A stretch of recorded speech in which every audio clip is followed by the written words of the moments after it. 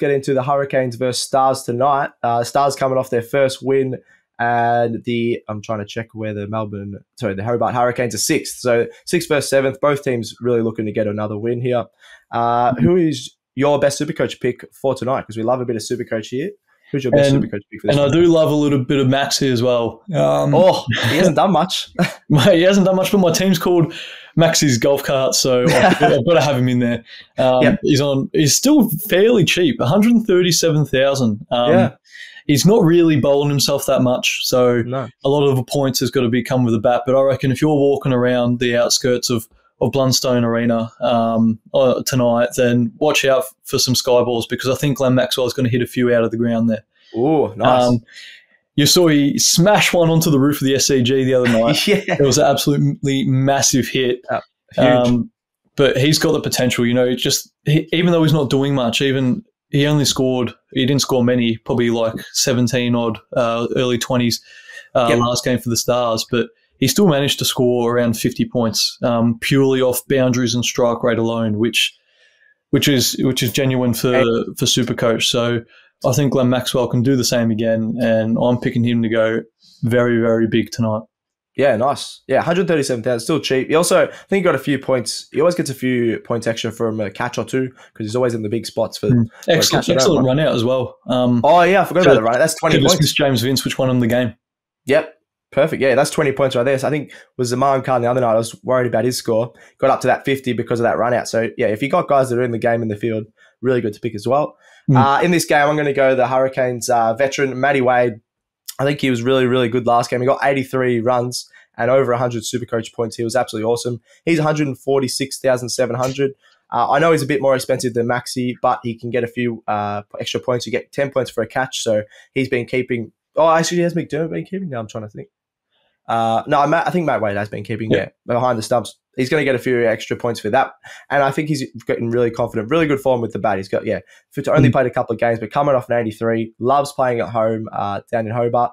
So I think he's going to have a big score. I think he had a really good score last time he played the Stars as well. So in Supercoach, I think even 146 at this point of the season is a really, really good price range. Anything over that 180 is getting a bit more expensive, but 137 as Maxi is, 146. I really like that price range for players that can still go up in price. So Matty Wade for me. Yeah, I agree. All right. Predictions.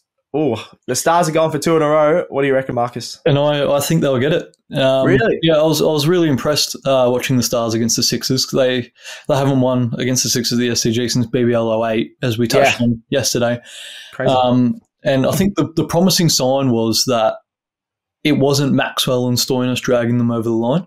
True. Hilton Cartwright had a solid innings, and they've just got players like even Bo Webster who can just stick around, both ball and bat for Webster's case. And I think they were really impressive, like Osama Mir and with the ball. Harris Rao finally got his first wicket of the Big Bash season, and he ended up with I think 3 because he got 3 wickets in the final over. But he finishes after this match. I think the Pakistan pair have got international duties. So, I think the Stars will try and get this over the line for them. And you never know, on a small boundary with big hitters in that Stars team, I think some big scores could be on the cards. Yep. No, fair call. I'm going to go Hurricanes. I don't trust the Stars to produce a good performance 2 games in a row. I really like Bo Webster for the Stars, but I feel like their batting lineup, you got Maxi, I know he definitely can bounce back, but Stoinis, Harper, those sort of guys, other than Hilton Cartwright's been really consistent in the middle, but you got, I think Stoinis and Harper are really struggling and look just really out of touch. They can't even middle any ball at the moment. So I'm going to go the Hurricanes. I think you got one of the best probably fast bowling attacks in the comp. You got Nathan Ellis. You got then you got some spin as well with Paddy Dooley, but Riley Meredith with the pace as well. So I don't really mind them at home. I think this is going to be a really close game because both teams are sort of going to be in that bottom part of the ladder. I think the way they're going, especially their batting line. I think Matt Wade, like I said in my Supercoach pick, will decide this game. If he can make another 60 odd, and I think the Hurricanes can win, but that could be you could say the same about the Stars. If Maxi makes it 60 odd, then they'll probably win. So I'm going to lean towards just the Hurricanes, just because they're at home. So get on the cane train. I think the Hurricanes are quite like a slightly lurking beast at the moment because I think they're very similar to the Heat last season. They've definitely got the squad, to sort of carry them over the line in some games, particularly with the ball.